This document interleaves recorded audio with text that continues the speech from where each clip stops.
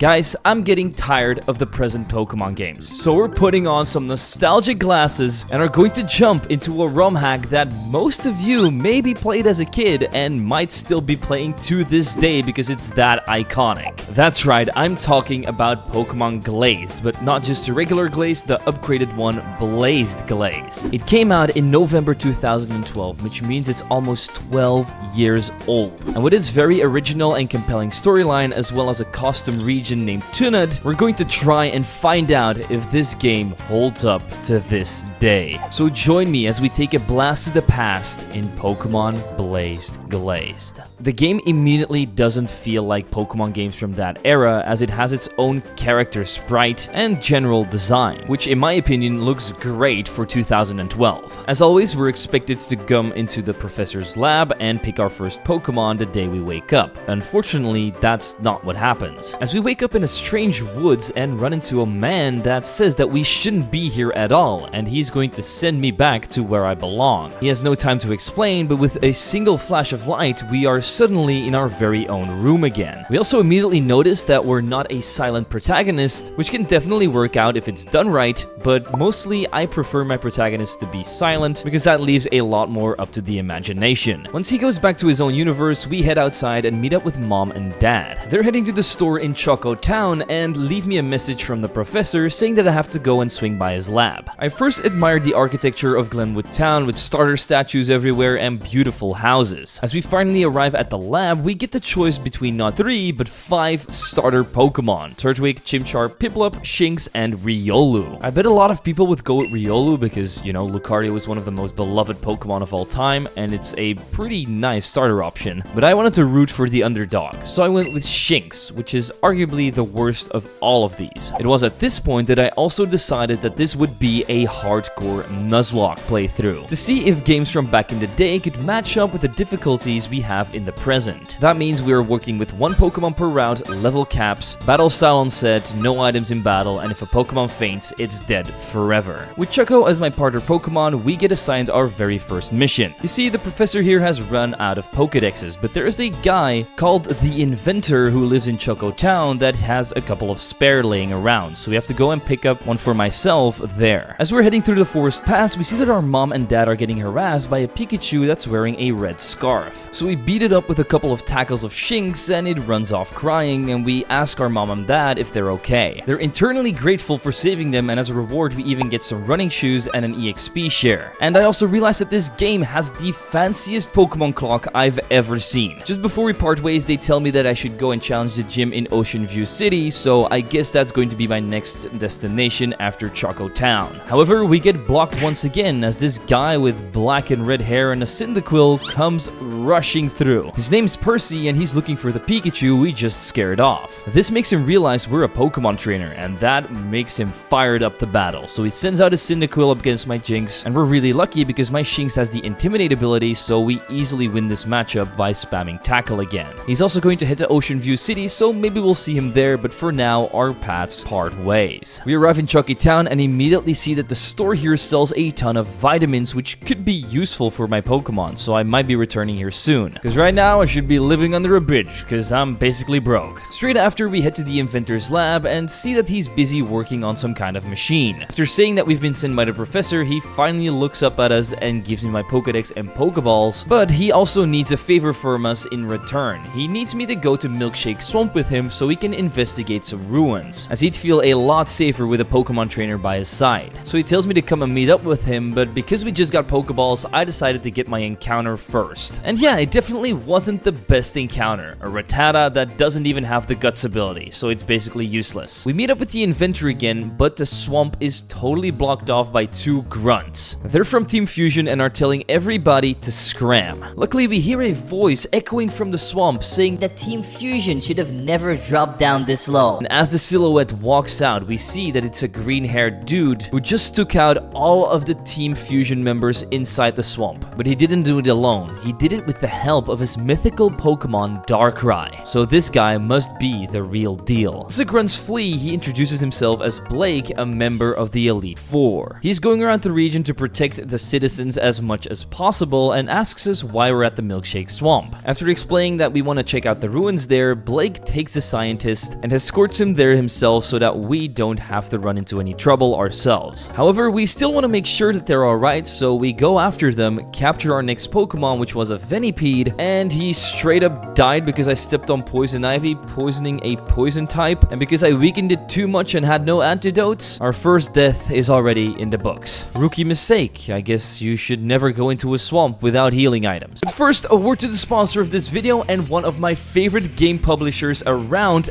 Atlas. They're the creators of one of my favorite game series of all time, Persona, but today I'm here to talk about their brand new experience, Shin Megami Tensei 5 Vengeance. This is basically the ultimate version of SMT5, with an insane amount of new content and quality of life features that the original game just doesn't have. You've got a brand new compelling story with new demons and locations you can visit, and you've got two story paths to choose from: the Canon of Creation, which is just the original story of SMT5, or the brand new story, Canon of Vengeance. I love so much about the Shin Megami franchise. It's always very ominous and you don't really know what's going to happen next, and while the soundtrack is also an absolute slammer, the main thing that draws me to this series is the gameplay. Turn-based combat is always something I love, and I think this game did it absolutely right. But of course, with a new game comes new characters, like Yoko and the Quadistu, which add a lot of depth to an already good storyline. And if you're having trouble while exploring the beautiful new Shinjuku, or getting lost in the dungeon that is Shakan, you can always call upon guests that can join your battles to help you out. But there is so many more things that this game offers, like the Magatsui rails, which is a new and fun way to traverse through the world. You've also got auto battling to speed up your battles and make that grind to the next level a little easier, and you can basically save anywhere so your progress doesn't get lost. There's also 40 new demons, which brings the entire total up to 270, which you can all use in battle, and you should try to recruit them all. So what are you waiting for? The game will be out on June 14th this year, and it's going to be available on PC, Nintendo Switch, PlayStation 5 and 4, but also Xbox Series X, S, and Xbox One. I highly recommend that you check out SMT5 Vengeance, and I bet you won't regret it. A huge thank you to Atlas for sponsoring today's video, and let's get right back into it. After a quick morning session, we do reach the ruins and meet up with Blake and the inventor once more. But we quickly notice that there is a grunt left, and he's analyzing the stone tablet that's standing in the middle of the ruins. So Blake scares him off once again, but unfortunately he was already able to gather a ton of useful information. The inventor thanks both of us for escorting him here safely, and even gives me a device called the Pokécom, which he invented himself, that lets me translate Pokemon speech into human language. So now we can talk to all of our favorite little buddies. And I guess big monsters too. We say our goodbyes to both of them and check out the tablet one more time. That's when another weird flash happens and we are suddenly in a different area, which means we must have been teleported to a different universe again. The same guy that sent us back to our own world last time is here too. His name's Luke, and he has no time to explain why we're here. The only thing he wants from me is to go look for a mudkip that he lost. So we chase this mudkip around the swamp area and finally manage to trap it. This is a new area, so after weakening it, I decide to throw some balls at it and manage to add it to my team as Lil Zwig. This apparently opened up the portal to my own universe again, so after stepping into it, we end up back in the Milkshake Swamp. We make it out the other way and reach the very cozy Ocean View Park. This obviously leads to Ocean View City, where the next gym is located, but we can't enter yet. So we go around town and start talking to some people until we eventually reach a girl that wants to give me a free Onyx. And while Onyx is one of the worst Pokemon ever, I'm actually pretty excited about this encounter, because I've heard from little Birdie that the first gym is actually an electric type leader. So we go back to his gym and find out that he's gone to the power plant to solve an issue there. So we sneak through some gates, capture our encounter there, which was an Electrike, and do what any other 10-year-old 8-year-old kid in Pokemon does, get in a great amount of danger. Because if I touch any of the wires here, I'll be electrocuted, and that'll be the end of me. After reaching the heart of the power plant, we see that the gym leader is dealing with the same Pikachu we already beat up earlier. He managed to activate the power plant's turbines and seems to be absorbing all of the power. So he challenges me to try and fix this for him, and if we manage to do that, he'll take me on at his gym. So we pull some levers, turn off the electricity, and go up to the Pikachu. However, this time we can actually understand what it's saying. It mentions us kicking it out of his house and ruining its life, and that's why it's coming back for revenge. And even though it's now level 15, that doesn't make it much of an opponent, as it quite literally cannot hit Onix, and I just drop some rocks on its head to end this off quickly. Apparently it's tired of me ruining its dreams, and one day he will get revenge. He then scuttles off, and Sparky, the gym leader, is very surprised that we managed to pull this off. So he tells me to come to the gym. But as we try to enter, we run into a girl named Shell. She just got her very first gym badge herself and is now looking to fight me. She only had 2 Pokemon, a Chikorita and a Pikachu. First off, our Rattata takes out the Pikachu with a Hyper Fang and a Quick Attack. And of course, we hurl some rocks at the Pikachu to get rid of that quickly too. After losing, she says she went easy on me and that next time she's going to win. So I'm guessing she will probably be my second rival. But now it's time for me to evolve my Shinx into a Luxio and enter the next gym to challenge Sparky. He's currently fixing a car with his trusty Jolteon, and after it used a Thunderbolt on it, it apparently just works again. I wish my mechanic had it that easy. But until then, I'll take out my anger on this man. And you might think that this electric type gym leader has something to deal with ground types, but that is absolutely not the case. He has 3 Pokemon, Electripe, Mareep, and Jolteon, and they all only have Tackle and Quick Attack as their moves to hit me with. They did also have Substitute to try and stall me out, and in the end they even managed to get me down to half HP, but I'm lucky that Onix is so bulky and could sweep this gym fight all by himself. And so we get the Jolt badge, the DM for Shockwave, and the ability to cut down pesky trees. We then take a nearby boat to Serenity Isle and get a phone call from the professor on the docks who tells me to swing by his lab. The easiest way to get to his lab though is the Serenity Bridge, which is filled with trainers just like the Nugget Bridge. So we evolve a couple of our Pokemon like Mudkip into Marshtomp and Rattata into Raticate before finally finishing the bridge, capturing our next encounter, which is a Zorua. Once Eli was added to the team, we arrived at the lab and talked to the professor, who was already talking with Blake. He's here because Team Fusion are once again up to no good, as they're causing trouble at the Haunted Isle in the 2-Knot Sea, which is west of Serenity Isle. And Blake here wants me to help him out, so once we're done here with the professor, we should meet up with him and take down Team Fusion. But the professor needs me to run an errand as well. I need to go to Sea Spray Town and deliver a pressure sensor that needs to be installed at the Sea Spray Dam. He knows we'll be needing the HM for cuts, so he hands one of those to me as well and sends me on my merry way. There is another encounter I can get here, and that turned out to be a Dratini, so I click Quick Attack with my Raticate and accidentally kill it, which means the best encounter so far is already gone. Before we're continuing the story though, we do the Lighthouse Challenge, which is basically like a little battle tower, and once you defeat all of the trainers inside, you get a free Eevee from the master at the top. We all know that Eevee can evolve into an abundance of overpowered Pokemon, so I will definitely take this, although I'm not sure what I'm going to turn it into yet. Once this is done, I go back to Ocean View Park to grab my encounter there, which turned out to be a Pichu that I never used, then meet up with Blake at the port, take a boat to the Haunted Isle, where our boat mysteriously crashes. So while Blake stays with the boat to try and repair it, he sends me out on a scouting mission to try and take out as many Team Fusion's grunts as I can. Inside the grass on the island though, we managed to grab a Phantom, but unfortunately our encounter in the Haunted Rock, a Haunter itself, decided to take itself out with the move Curse, which is just way too self-destructive. We went through the rest of the Haunted Rock, taking down all the grunts we can find without any of our Pokemon biting the dust, until we eventually reach the back chamber, where we see the yellow silhouette that's been haunting us once again. The Pikachu says that we were probably expecting Team Fusion, but all we found was him, and all he wants to do is battle me so he can watch me lose. But just like Ash's Pikachu in the anime, he looks his worst enemy in the eyes. Jeez, that's right, my Onyx is back for some carnage, rock throwing all the way until we crush him again. But this will only make him more determined to beat me up next time. He then gives me a Delusifier, which is needed because apparently some of his superiors at Team Fusion are blocked in later in the cave by a Zoroark, and this will get rid of it so that we can face them. So we get rid of that illusion and manage to make our way to the ruins. Here we meet the boss of Team Fusion, who doesn't really care who I am or what we're doing here. He needs me to stop meddling about in his affairs, so he sends his 2 grunts on me, and after I defeat those, the big bad boss Michael gets mad at his grunts for not being able to defeat me, so he's going to try it himself. Luckily for me, he only has 1 Pokemon, a level 24 Zoroark, and with 2 Hyper Fangs from Raticate, that is already done. After suffering defeat, he obviously starts threatening me that next time he sees me, he's going to beat me up so badly I'm gonna cry for my mama, so we better stay out of their way. But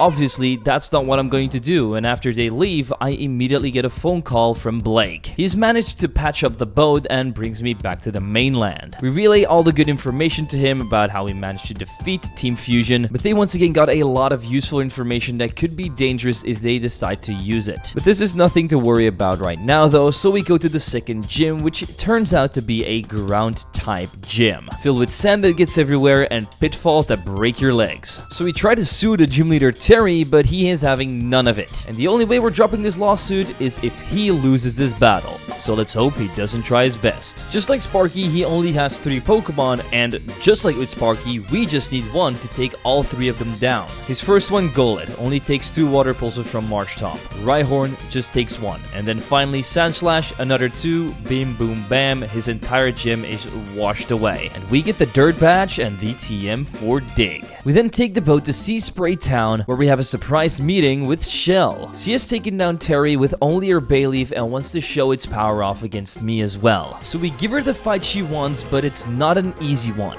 I start off with Luxio, but immediately swap out into Raticate to try and take on Bayleaf, but she was able to stall me out with Poison Powders and Reflex, then spamming potions, so I was once again forced to bring out Luxio once Raticate was low on health. I got incredibly lucky after this, getting 2 critical hits with Spark to take out the Bayleaf. The upcoming Pokemon Raichu was an easy kill with Onyx's Digs, and for her new addition to the team Frogadier, Luxio just needed 1 more Spark. This time she blames her loss on her Pokemon still being weak from the last gym battle, and apparently the 3rd gym leader just left in the middle of our match. Once we split up, we get teleported into a different dimension once again, swinging us into a place called Newport Richie. We try to explore around a little bit, but we figure that we can't really go too far in case we might get lost. However, apparently there's creatures in this world that look like Puchianas but have different coloring, and I guess look like Yuxi as well? They must just mean that these are dogs and we're in the human world, right? I'm just going to assume that from now on. After looking around some more, we find a vehicle that looks a lot like a Revavroom. And of course, our good buddy Luke is here too. He's finally ready to give me some kind of explanation, and that is that our universes should have never been connected in the first place, but some kind of force is bringing them too close together. He doesn't know what's causing this, but he does have a hunch that it's a legendary Pokemon from my world. But what doesn't make sense is that he's managed to take control of this ability and can use it at will, which we've already seen firsthand as he's been able to bring me back to my universe every single time without a fail. However, he wants to stop it once and for all, because if the Pokemon come to this world, the people might all go into chaos and get incredibly scared, and who knows what kind of problems that would bring. I guess we don't want to find out. So he entrusts me with this information, and if we agree on not telling this to anybody else, he will send me back to our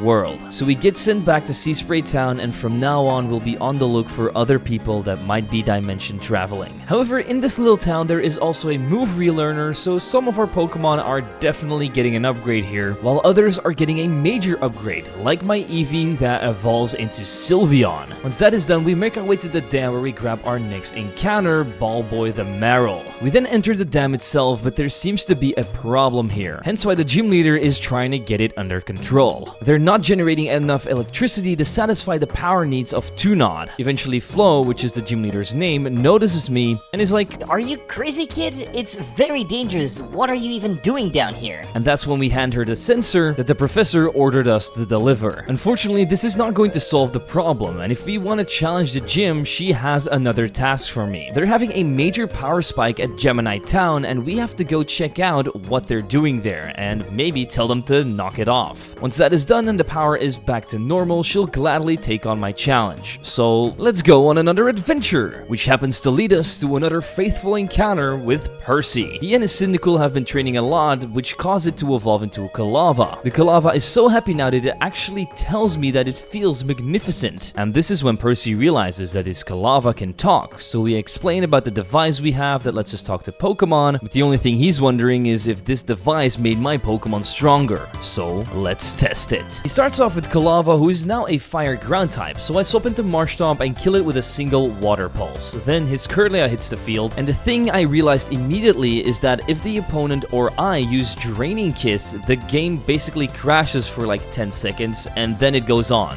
which means the move is basically just glitched. So if you play this game yourself, definitely don't use Draining Kiss, because it gets annoying really quickly. With a Mudshot and a Rock Slide, however, the Kirlia is no more, and the final Pokemon, Quilladin, takes a couple of Shadow Sneaks from Stumpy. Unfortunately, I sustained too much damage, so I had to bring in Luxio and just hit it with the Bite. With that, Percy is defeated, and he just knows that I'm always one step ahead of him, so he goes back to training for his gym battle with Flo. We then check out Geminite Village and quickly find out that there is a place where you can mine for gems and also shards, but that's not a place I want to spend too much time with, so instead I went to grab my next encounter, which was Skorupi. And while I love Drapion, it evolves at a very late level, which means this guy might not survive by the time he's supposed to turn into his final form. Straight after, we go to the mining facility and talk to the boss there. He says that they're excavating crystals in the mountain with tons of TNT, which is taking up a huge amount of the power. So we tell them they should probably cut it out because the rest of the region is suffering majorly, and of course I also mention I'm here with the authority of Flo. Unfortunately, he can't radio in from here, so we're going to have to go inside the mountain ourselves and tell the guys who are working there to stop. So we take care of all the hikers, scientists, mountaineers, and whatever else is in this mountain to eventually reach the foreman, who is exploding TNT in front of my face and does not care what I say to him. So before the entire mountain collapses, we all spurt outside as fast as possible so that we don't die. At least we got out unscathed, and as some quiet money, we get the HM for strength so we don't talk about this ever again. Apparently there was also something hidden inside of that mountain, and Team Fusion is out to get it. We head back to the dam, and here's some good news from Flo. The electricity levels have gone back to normal, which means the region's power supply is safe. As a reward for our help, we get the HM for Surf and the opportunity to go and challenge her at her gym. So we do a couple of preparations by evolving Luxio into Luxray and Electrike into Manectric, and once we're done turning some valves in her gym by raising the water level and then walking up to her, she then finally accepts my challenge. This is where we find out that she specializes in water types, as her first Pokemon is Wartortle. I'm able to hit 2 shockwaves while she uses a super potion while only taking 1 water pulse. Just when I'm about to take this thing out, she cancels the shockwave with Quagsar's ground typing. This is where I made a huge mistake. I swapped out into Stumpy, got confused by a water pulse, and started spamming Leech Seed and Will-O-Wisp to no avail. So in the end, after hitting myself in my confusion 2 times and getting hit with a Rock Tomb, my Stumpy guy was no more. So I swapped in Sylveon, started spamming Draining Kiss, which took years by the way, and ultimately finished it off with Quick Attack. Wartortle came back out, and with 1 swift Quick Attack, that thing went down too, and then Gyarados was up. Obviously, Gyarados' biggest nightmare is electric type moves, so I send in my newly evolved Luxray, use Spark on it, and just one-shot. The last Pokemon is an Azumarill, and that thing only takes 2 of those to bada bing, bada boom, end off the battle. And so we get our next badge. The HM for Rock Smash can now be used outside of battle, and we also get Water Pulse. The next destination we have to reach is Stormy City, so we are on our way immediately. You know, doing the works, evolving our Zora into a Zoroark, smashing some rocks, going down the river, and eventually meeting up with our good old pal, Blake, who just had some information about the foreman of Geminite Village being kidnapped. And he's going to try and save him right now, but he also notices that my gym badges are gone, which made me realize that Pikachu from earlier must have stolen them. But instead of worrying about them, I started to look ahead and saw my next destination on the horizon. And with a new destination comes a new team member, and this one is cool. Definitely if you're a Mystery Dungeon fan, because we're adopting an abandoned Grovyle. That's right, this guy was at the local Pokemon shelter, and we just gave Lozo a new home. With him, I went to take on the challenge on this island. the boss rush, which I thought was just going to be at my level. But when I entered, I saw a million trainers standing in line, ready to beat my ass. And the only thing they needed was a level 84 Electivire that destroyed my entire team. I mean, of course, these deaths are not going to count. I had no idea these guys were going to be that high level. So instead, I went to the local gym and took out my anger on him. The leader here is named Leaf, and he of course specializes in grass typings, but you've probably already seen that from the gym layout. But you might also have noticed that none of the Pokemon we've gotten so far, except for Skorupi, are good against grass types. So I start off with Grovyle against Servine and start Fury Cuttering away. Unfortunately, we get paralyzed, and in the end, I'm almost dead. So I swap out into Skorupi instead and use Fury Cutter with him too. This eventually manages to take out the grassy snake because, you know, every time you use Fury Cutter, it gets stronger, and so we were even able to take out the second Pokemon, Whimsicott. But now we're getting incredibly low on HP when Venusaur hits the field, and all he has to do is hit a single sludge, and my little Skorupi is no longer alive. I would have loved to see him as a Drapion, but unfortunately, we'll never see his true potential. Now, how are we going to take out this Venusaur? Well, I send in Choco and use 2 Leers while getting sleep powdered. I tag a couple of hits while doing this, and eventually hit a bite, bringing the Venusaur to half health. With only 7 HP remaining, I had to get my Luxray to safety, so I brought in Raticate, tanked a hit, and while Leaf is healing up his Venusaur with Hyper Potions, I take it down with Strength. The final Pokemon is a Leafeon, so we hit one more Strength, and then kiss it 2 times with our very own evolution to win my 4th gym badge. We get the TM for Giga Drain and can now use Strength outside of battle. And our next destination is going to be Mount Stratus, which is going to lead us to North Coast Town. Unfortunately, after entering Mount Stratus, it doesn't really seem to be all that safe for me, as Team Fusion is here to take over the place again. Blake and his Darkrai are already here to try and hold off Michael and his Zoroark, but as it turns out, the foreman is being held hostage on the upper floors, so we'll have to go and rescue him. Once we reach those upper floors though, we see that Pikachu and Henry, which is one of the grunts here, and also Michael's son, are holding down the fort, and they're going to try everything in their power to stop me from rescuing this man. He only has a 2 Clamperl evolution as a Pokemon, so with Luxray Sparks, we make quick work of them. That's when the Pikachu gets angry and is like, "No, that's not how you do it. This is how you beat up a meddling kid."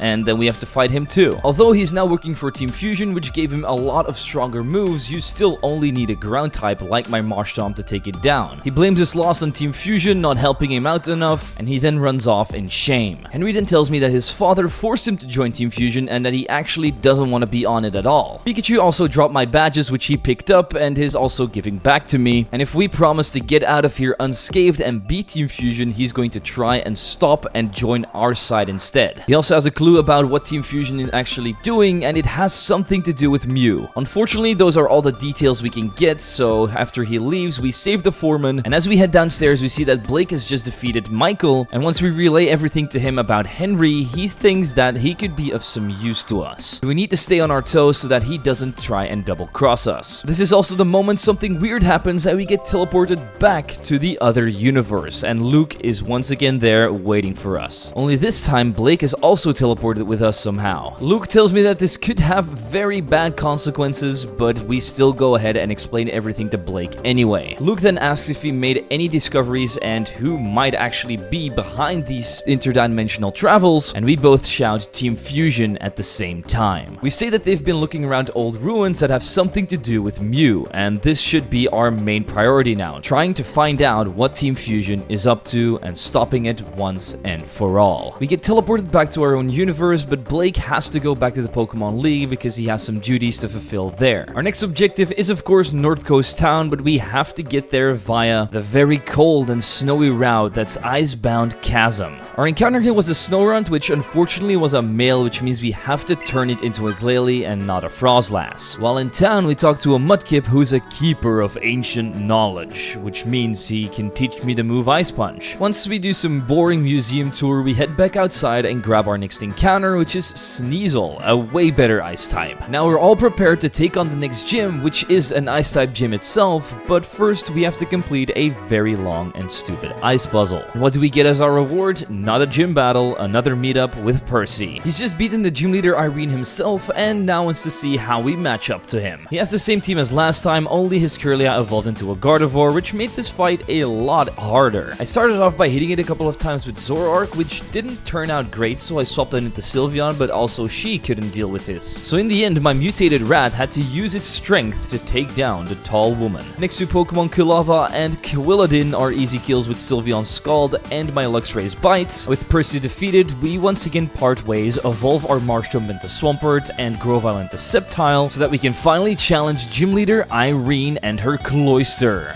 That sounded way too wrong, but let's do it. And apparently all you need to take down an oyster is a huge wave of electricity. The next Pokemon, Frostlass, didn't match up too well to my Ollie's Flame Bursts. While the incoming Dewgong did a decent amount of damage to me, it's still not enough to survive 2 more waves of shocking. Her last Pokemon was a Weavile, which I was a little bit scared of, so I just brought in my Swampert and used 2 Rock Slides to win me yet another battle. With the Icicle badge, we can now use Surf outside of battle, which means we only need 3 more badges. Straight after, I checked one of the houses inside the town and got myself a Rotom, and I had my first taste of surfing before going through the Icicle Cavern. Just outside of the cave lies Cape Azure, where we meet Blake again, and he has an idea where Team Fusion might be heading next. It's somewhere near Choco Town, near the Temporal Tower. I don't really understand why we haven't checked there earlier, because the Temporal Tower sounds like something very important already, but I guess we never thought of that. He also tells me to get my next gym badge and go and meet up with him as fast as possible, but there's also a green-haired girl nearby in the Safari Zone that's been looking for me, so I guess we have to stop by there too. We say our goodbye and go to the local contest hall because I honestly just want to become a superstar. But how can I do that when my opponents are a literal Shaman and the god of time, Dialga? I think we need to be more afraid of whoever captured that than about Team Fusion. Anyway, I'm done getting my ass beat at Pokemon contest halls. I'm just going to stick to battles from now on. Just outside of the Safari Zone, we grab our next encounter, Pawniard. Unfortunately, King Ambit is not in the game, so he's not going to be as overpowered as normal. We then head to the Safari Zone and talk to our good old friend Shell. She's been trying to stock up on some very powerful Pokemon here and is ready to test them out against me. This definitely wasn't the cleanest battle, but I'd say Raichu went down easily with Swampert's Mudshot. Her Meganium is now a Fairy Grass type, so I bring in Pawniard and hit a Metal Claw, but unfortunately I get hit with a Giga Drain and Draining Kiss, which forces me out in the Sylveon. I spam Draining Kiss for 4 turns in a row, and once it's down, Flareon hits the field. So Swampert comes in and surfs that out of here, and the last Pokemon, Greninja, just takes 1 Giga Drain from Sceptile, and bada boom, bada bang, Shell is defeated again. I don't know why, but she still can't accept defeat and even calls me a Slowpoke and tells me I should meet this Dart Bike.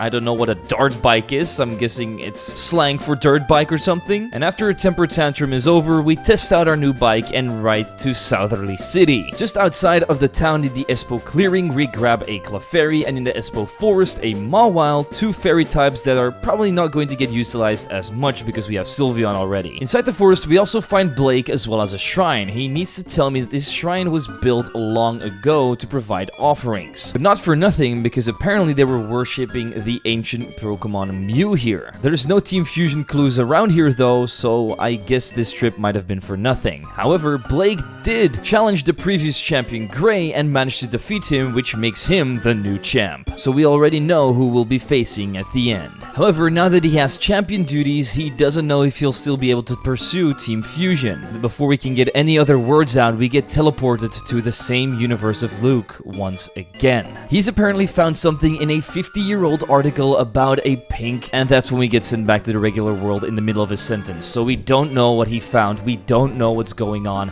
Blake starts panicking and flies me right to the ruins at the Temporal Tower. Just before we try to enter though, the Pikachu storms out and is like, "Are you going to stop meddling with our plans? I can't take this any longer." And so I make my Luxray eat it, and he goes on with a tantrum about how we kicked him out of his house and how he's going to tell Team Fusion that we're here and that that's not fair. And honestly, I'm not going to lie, I don't think this Pikachu has any depth to its character at all, and I kind of hate it. So we enter the tower ourselves, beat up as many Team Fusion grunts as possible, evolve our Sneasel into Weavile, and then meet up with Blake to take take on Michael and his beautiful wife, Regina. Michael has definitely buffed up his team, but with some weird members. 3 Rotom forms and then his Zoroark. With the power of Weavile's Ice Punches and Sylveon's Scalds, I'm able to destroy the lawnmower and oven, while Sceptile can drain all of the energy out of the washing machine and Furry. It didn't really matter if he beat Michael or not because he just got the location of Mew because it's been hiding in a different dimension all this time and he knows how to get it back to ours. They leave as fast as possible and this makes Blake think about what Luke said. The pink thing he was talking about must have been a sighting of Mew 50 years ago in that universe. With this big breakthrough, he drops me back off in the city and we go and grab our next gym badge, which is the Blaze badge of Ernest. I think we've already figured out that he's going to specialize in fire types, so this should be a walk in the park for me. While his leading Pokemon might be a Ninetales, it doesn't have Drought, so my Azumarill can do more than enough damage with a Aqua Tail and an Aqua Jet to take it down. The next Pokemon, Arcanine, does lower my attack with an Intimidate and also hits me with the super effective Thunder Fang, bringing me to 24 HP before I can also one-shot that. For Delphox, I bring in Little Zwig, hit 2 Mud Shots and kill it, but I did get hit with 2 extra sensories, which left me with a minimal amount of HP against Charizard. So I swapped in Luxray, who tanked an Air Slash and a critical hit Flame Burst before Thunder Fanging it, and the final Pokemon, Infernape, stood no chance against 1 Scald from Sylveon and a Dragon Claw from Sceptile. Also, the only reason I could bring Sceptile into a Fire Punch is because Sceptile has been changed to a Grass Dragon type. Now that we have another gym badge acquired, our next destination is the Palm Tree Resort, but you can't get in because the grunts of Team Fusion are blocking the entrance, so instead I had to go grab a Zubat, evolve it into a Crobat, learned it fly, and got in that way. As we arrive, we run into Henry, who's glad to see me before all of this bad stuff is going to go down. Apparently they're trying to capture Dialga, Palkia, and Giratina by firing a beam of electricity to the Haunted Rock, Temporal Tower, and Spatial Ruins, which should awaken all 3 of them, and while Michael has tasked him to go and capture Dialga, Henry decided to contact Blake to get Giratina, so now his task for me is to go and grab Palkia, which is just south of here. So I guess we better roll out and find the Creation Trio as fast as possible, as the gym is blocked off, so we don't really have anything else to do right now. On our way there, we do grab a Tentacle and Staryu as our encounters before reaching Spatial Ruins and taking out as many grunts as we can. Inside of these ruins, we also had one more encounter, which was a Dratini, and of course our biggest hater, Pikachu, has to show up too. He's basically here to try and stop me from reaching Michael, but that's not working out too well, is it? As all we need is one single Moonblast and his hopes and dreams are once again crushed. He starts to regret all of his actions and is not going to come after me anymore and needs to start thinking about what he really wants. With him out of the way, we can easily reach Michael at the top, but it's already too late. His lab's laser is already in place and fires at the exact same moment as we jump in, and so he throws his Master Ball to capture Palkia. He invites me to come fight him at the top of his lab for the final showdown, and as he and his team roll out, we get a phone call from Blake saying that he couldn't capture Giratina because Regina was there before him. And you know, with all of this going on, you'd think we'd head straight to the lab to overcome Calamity from striking our universe, but no, it's time to take on a gym leader first. Only this time it's inside of a mine and the gym leader is named Nicole. Obviously, she specializes in one of the worst types ever, Rock, so once again, we should be able to just waltz through her. Her leading Pokemon is an Aerodactyl that gets Aqua-tailed by Azumarill, but speaking of fossils, Cradily is out next. So we Ice Punch with our favorite Ice-type Weavile and then swap into Swampert to deal with Rhyperior by using Surf. The third fossil Pokemon, Armaldo, is able to set up a Sandstorm, which is not the best because this is going to up their special defense, but once again, it's nothing we can't wash away with Surf, and the final Pokemon, Shuckle, isn't able to do any damage to me. So with the gym eroded away, we grab the core badge, which means we only need one more before challenging the league. Outside of the gym, our 2 friends are already waiting for me because we have an operation to complete. We're going to infiltrate the lab together, but it's on Mount Stratus, which is huge, so we have to split up to try and find it. As a little helping tool, Blake gives me the HM for Rock Climb, which will allow us to traverse the mountain easier. As always, we make our way over there, defeat all the grunts, and make it out alive. It's incredibly cold on top of the mountain, so we head into the lab as fast as possible, but we are running into a couple of problems. There are a ton of doors here that are locked with passwords, and if we want to get these passwords, you need to beat up as many scientists and grunts as you can for clues. Eventually, I was able to figure out that the first password was Diamond, the second Spatial, and the last one Pokemon Grishas, which all have something to do with Dialga, Palkia, or Giratina. Unfortunately, the main room is blocked off by Fusion boss Regina, who is here to try and put a stop to my antics. And she's trying to copy her husband a little bit, as her first Pokemon that she sends out is Zoroark, where a single Moonblast already does the trick.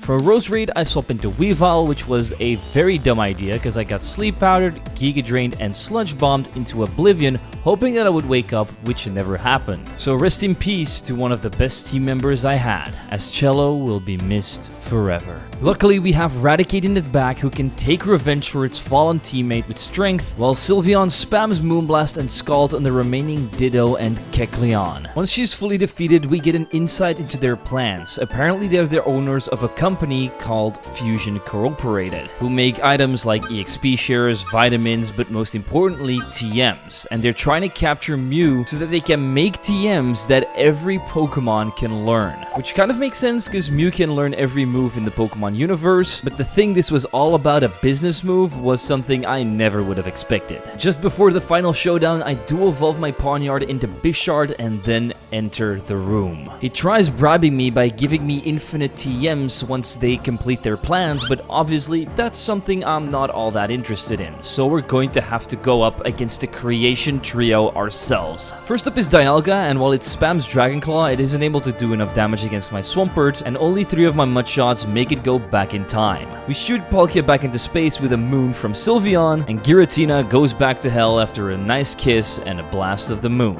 Even though we defeated them, it's of no use because they still have enough power to summon Mew back here, and after some very loud roaring, Mew finally shows up. But something seems to be wrong with this Mew because it starts to attack Michael before he can even try to experiment on it. It doesn't listen to any of his commands and enters a state of rage. That's my cue to jump in before this entire lab gets destroyed. As I walk up to the angry creature, it says, Are you another human that wants to use my power? Well, that's not happening, because you can't capture me. But you know, I still had to try, so I lobbed a couple of Ultra Balls, which just ultimately didn't work out. In the end, all I had to do was hit a single Crunch and Night Slash with Bisharp and Luxray to win myself the battle and save the entire world. Michael finally realizes that legendary Pokemon are not to be messed with, and he will pursue his dream in a different way. After disappearing, Blake shows up and says that he was being held up by something in the lab, but that's when we get teleported away again to the Dream Space, which is an area in between universes, and we only have a short time here, because if we stay too long, we'll be stuck forever. This is probably the last time we'll see Luke, because he says that we've managed to fix it all, and after a sad and emotional goodbye, we both get sent back to our respective universes. Now there's only one more thing to do, and that's get our last gym badge to go and challenge the league, and eventually maybe even beat Blake. As I start descending the mountain, we run into Henry, who says that his father has stepped down of Fusion Co. and is going to start traveling, and he himself is actually going to travel too, and maybe we'll meet one day so that we can finally have that long-awaited battle with him. After saying our final goodbyes to him as well, we head back to the Palm Tree Resort and then start surfing away. I use my newly acquired HM4 dive to grab a Skrelp on the ocean floor and a Timber inside a cave that led to Darkwood Town, where we immediately see that the gym is blocked by Percy and he's not letting me in unless we beat him again. This turned out to be a pretty easy battle. Rat beats Woman, Cute Dog destroys Tank with Blast of Moon, Water Rabbit takes care of Kulava by extinguishing it, but also plays very roughly with a crow that's haunching. This last Pokemon is a Seadra, and all we need for that is a Thunderfang from Luxray, and Percy is once again humbled. As a reward, we do get the Waterfall HM, which is going to allow us to go to the Pokemon League, and he's definitely going to be rooting for us there. The last gym leader, Tyson, specializes in fighting types, so I do a couple of evolutions like Staryu into Starmie, Tentacool into Tentacruel, and Clefairy into Clefable. With these three, I'm putting him at a huge disadvantage, so let's get right into the ring with him. My leading Pokemon is the perfect counter to his Scrafty, so all I had to do was click Calm Mind twice, and then I could Draining Kiss it, the incoming Breloom,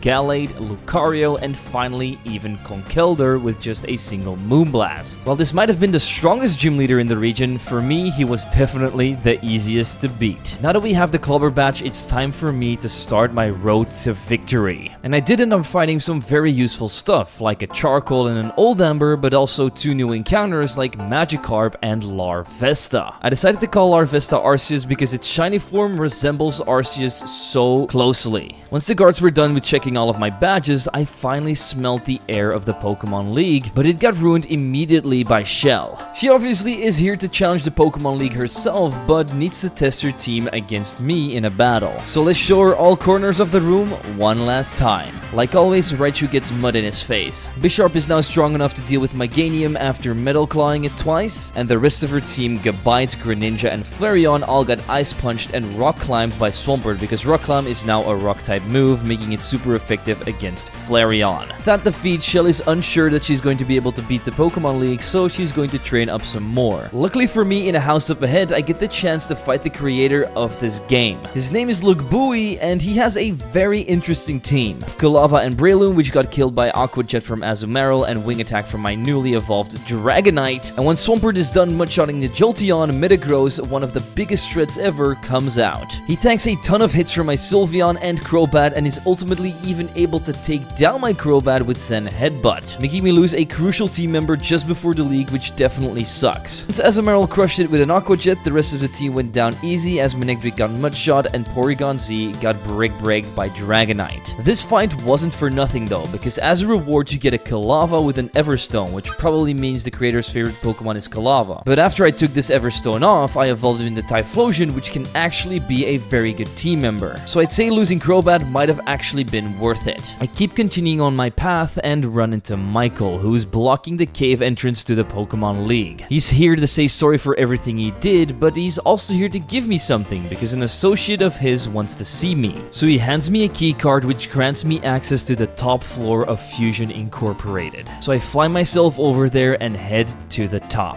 And you're never going to guess who we see looking out of the window. Our arch nemesis, Pikachu. He's been doing a lot of thinking and is absolutely done with chasing me around and feels like he wasted a lot of his life by doing that. But he does want one last battle against me, not because of his hatred, but because of our newly found friendship.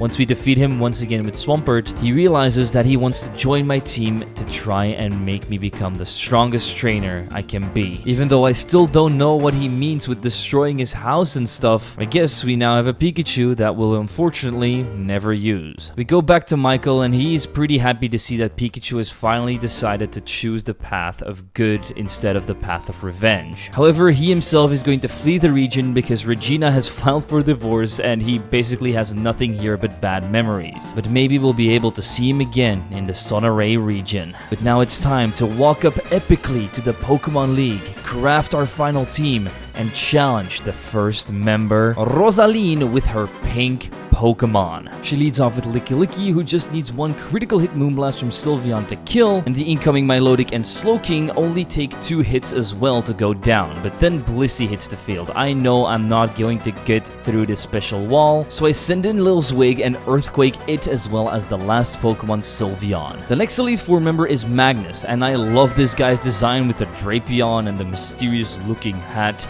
but he clearly is a poison type specialist, so I lead off with Typhlosion, who is now a ground type, and use Earth Power on Arbok to one-shot. Drapion is no different, but Goodra is able to get a critical hit Giga Drain hit on my Azumarill before I get a critical hit back with Play Rough to KO it, but that was pretty scary because I was only left with 46 HP. The last 2 Pokemon, Gliscor and Mienshao, get Ice Punched by Swampert and Moonblasted by Sylveon, and boom, on to the third. This time we're facing Tanya and her orange Pokemon. I actually really like that the Elite Four so far has just been a color scheme Elite Four and not a type Elite Four. Anyway, she leads off with a Floatzel, and my Azumarill makes quick work of it with Play Rough, just like the incoming Alakazam, who's able to hit a Grass Knot, which I didn't know it had. Luckily, it didn't do enough damage, so once the Lawnmower came in, it made it explode with a Flamethrower from Typhlosion. Dragonite got blasted to the moon and then kissed to death, and while the final Pokemon, Infernape, jump kicked my Typhlosion in the jaw, it still didn't matter as my Earth Power got me to the final Elite Four member battle. This gentleman's name is Gray, and he does indeed specialize in gray Pokemon as well. And even though the first Pokemon, Zoroark, doesn't really look all that gray, I guess he has great parts, but flamethrowing it with Typhlosion was by far our best bet. He immediately learned Eruption after the level up we got as well, which is just going to make him even more overpowered. After we melt down his jet, we start picking on the big bad bully Machamp, and while we're able to hit a couple of Moonblasts, isn't quite enough to kill, which lets him bring in Magnezone. My electric type killer Swampert does what he does best, and then Machamp comes back in, but healed up with a full restore this time. My other fairy type Azumarill is luckily a little bit stronger and is able to take it out with Play Rough, while Jumbo the Dragonite brick breaks the last Pokemon Aggron, and this allows me to face my best friend in this entire game,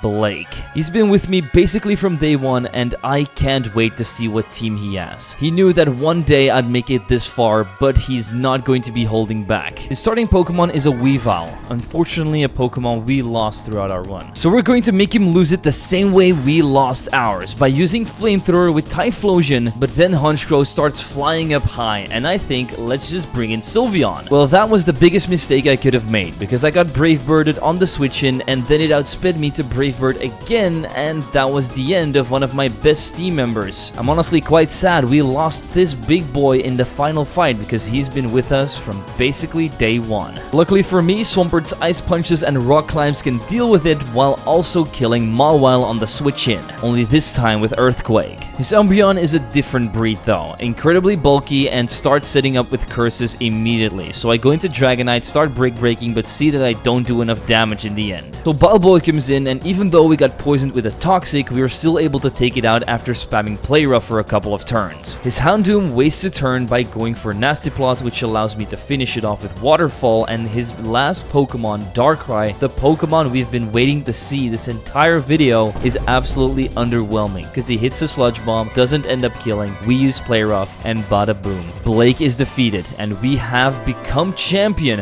of Pokemon Blazed Glazed without ever having to break a sweat, to be completely honest with you, and I think that all of the deaths I've had in this entire run could have probably been prevented. And that brings me to my final thoughts of Pokemon Blazed Glazed. I don't think this game holds up all that well in today's era. It isn't particularly well written, most of the characters feel very shallow, and there's honestly not a lot going on. Even though I feel like they created a pretty beautiful region, to me most things felt empty and the storyline is just not that great. Most of the battles itself aren't all that challenging either, so I would say this game was probably amazing for its own time, but now it's definitely fallen off. While it could be fun if you're looking for a vanilla playthrough like Pokemon Emerald, I'd say Pokemon Glazed or Blaze Glazed has had its time in the spotlight, and it's time to kind of move on from it. I do know that there's a ton of post-game content, but I don't really plan on ever covering that, to be completely honest with you. I'd give Blaze Glazed a solid 4.5 out of 10, but for now we're going to end off this video by thanking my membership and Patreon supporters. If you want to support the channel yourself, you can always do that by clicking the links in the description. It's always appreciated but not needed. And as always people, don't forget to leave a like, subscribe, and share this video with your friends. I'm Zwiggo, and I'll see you all